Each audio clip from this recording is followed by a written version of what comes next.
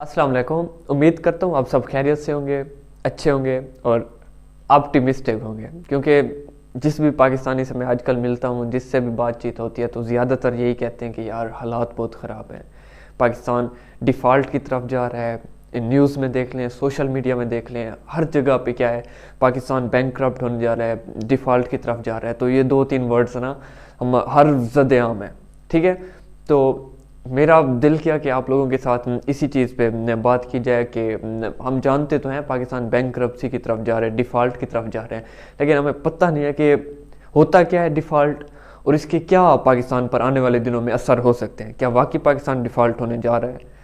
वैसे हम lighter mood तो हम इस चीज़ में बड़े हुए हैं, हम सुनते चले आ रहे हैं कि पाकिस्तान एक नाजुक तरीन सूरत हाल से गुजर रहा है, लेकिन हमें ये नहीं आज तक पता चला कि वो जो बताते हैं हमें कि पाकिस्तान एक नाजुक तरीन सूरत हाल से गुजर रहा है, उन्होंने आज तक पाकिस्तान को उस नाजुक तरीन सूरत हाल से निकालने के लिए आखिर किया क्या है। हर कोई पाकिस्तान से लेता तो है, लेकिन पता नहीं देने वाले कौन होंगे। शायद हम एक्सपेक्ट करते हैं कि बाहर से कोई आएगा, हमें देगा, हम झोली फैलाए बैठे होते हैं कि कोई आए और हमारी झोली में रख कर चला जाए। दुनिया बदल रही है, हालात बदल रहे हैं, वक्त बदल रहा है, लेकिन हम पाकिस्तानी वहीं के वहीं हैं। हम दूसरों को ब्लेम करते रहते हैं कि वो ख़राब है, हुकूमत ख़राब है, फ़ौज ख़राब है, ये चीज़ है, वो चीज़ है। सारे हर किसी का किरदार है इस मुल्क की तरक्की में। जिस तरक्की पे हम हैं इस वक्त, इस तरक्की में हर बंदे का किरदार है, अल्हम्दुलिल्लाह। तो फर्स्ट ऑफ ऑल हम आते हैं कि बैंकरप्सी होती क्या है या डिफ़ॉल्ट होता क्या है। डिफ़ॉल्ट ये होता है कि फॉर एग्ज़ाम्पल हमारे अब जो हमारे पास पैसे हैं, हमारे घर में जो पैसे रखे हुए हैं, ठीक है, और हमने बहुत सारे पैसे दूसरों से, बैंक से या दूसरे लोगों से लिए हुए हैं और हमने उनसे एक वादा किया हुआ कि इस साल के एंड पे हम आपको इतने दे देंगे। वो भी यकीन करके हमें और भी दे देते हैं, क्योंकि इनके घर कुछ ना कुछ पैसे पड़े हैं, इनके अंदर ये ताकत है कि ये वापस कर सकते हैं, ठीक है। वो इस बुनियाद पर हमें दे देते हैं पैसे। लेकिन अब हालात ये होने वाले हैं कि हम बैंकरप्सी या डिफ़ॉल्ट ये होता है कि हमारे पास जो हमारा कर्जा है उसे वापस करने के जो उसकी किस्त होती है, वो किस्त वापस करने पे के भी हमारे पास पैसे ना रहें, तो वो क्या कहलाएगा, डिफ़ॉल्ट। फॉर एग्जांपल अगले साल किस्त आनी है IMF की, दूसरे बैंकों की जिनों से हमने कर्जा लिया हुआ है, तो वो कर्जा पे करने की किस्त जो आएगी उसके हमारे पास पैसे ना हो, तो वो हम क्या करेंगे, हमारा मुल्क डिफ़ॉल्ट कंसीडर किया जाएगा, क्योंकि हमारी जेब में पैसे नहीं होंगे, ठीक है। तो फॉर एग्जांपल क्यों पाकिस्तान डिफ़ॉल्ट की तरफ जा रहा है? पाकिस्तान की स्टेट बैंक जो है, ठीक है, स्टेट बैंक गवर्नमेंट इदारा नहीं है, ये एक आज़ाद इदारा है। आल्दो के इन्फ्लुएंस बहुत ज़्यादा है गवर्नमेंट का एंड आर्मी का, लेकिन ये एक आज़ाद इदारा है। तो इसके जो रिज़र्व होते हैं, पैसा, हर चीज़, ये बैंकों को कंट्रोल करना, पैसे की आमद, ये चीज़, ये state bank of Pakistan control करते हैं। तो स्टेट बैंक ऑफ पाकिस्तान में इंटरनेशनल करेंसी डॉलर के ज़ख़ायर बच गए हैं 5 बिलियन डॉलर, ओके, जो पाकिस्तान की सबसे लोएस्ट, कम तरीन सतह पर पहुंच गए हैं। और दिन ब दिन ये कम होते जा रहे हैं, बढ़ नहीं रहे। क्यों नहीं बढ़ रहे? क्योंकि हम हर साल की तरह क्या करते थे, दोस्त ममालिक के पास चले जाते थे, देखें जी हमारे जो फॉरेन रिजर्व है ना बहुत कम हो गए हैं, तो आप हमें कुछ दे दें, आप हमारी बैंक में, या हमें कुछ लोन दे दें, जिससे हम स्टेट बैंक में शो कराते हैं कि हमारे पास इतने पैसे पड़े हैं, तो उनसे हम अपनी किस्त भी वापस कर सकते हैं IMF को, या जिस वर्ल्ड बैंक को, या जिस इदारे को भी हमने देने हो वापस पैसे, तो वो भी उनको पे कर सकते हैं। और एक्स्ट्रा हम अपनी इंपोर्ट एक्सपोर्ट उन चीज़ों को भी देख सकते हैं ठीक है। तो लेकिन हुआ कुछ यूं है कि अब दोस्त ममालिक भी पीछे हट गए हैं, वो भी मदद करने को तैयार नहीं है। IMF भी रिलक्टेंट है पैसे देने को।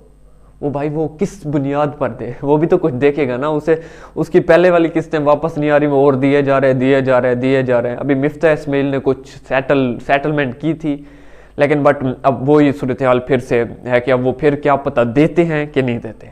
अगर IMF नहीं देता पैसे, या कोई दूसरा ममालिक नहीं देता, हमारा दोस्त ममालिक पैसे नहीं देता, तो यकीनी बात है कि पाकिस्तान डिफ़ॉल्ट की तरफ जाएगा। हकीकत है, ठीक है। और डिफ़ॉल्ट, जब पाकिस्तान डिफ़ॉल्ट की तरफ जाएगा तो हमारे पास सिक्कत नहीं होगी कि हम जो हमारे कर्जे हैं, जो उनकी किस्तें हैं, वो पे कर सकें। जब वो नहीं पे कर सकेंगे तो हमारे जो बाहर ममालिक में हमारे जो एसेट हैं वो फ्रीज हो जाएंगे, ठीक है। वो दूसरे के कब्जे में आ जाएंगे, फ्रीज हो जाएंगे, ठीक है। और दूसरी बात ये कि एसेट के अलावा जो जिन्होंने हमारे बॉन्ड लिए हुए हैं गवर्नमेंट से, वो भी कहेंगे भाई हमारे पैसे वापस करो, ठीक है। एक तो बॉन्ड्स का मसला आएगा, दूसरा जो पैसे हमारे बाहर रिजर्व एसेट रखे हुए हैं उन्हें भी खतरा है, ठीक है।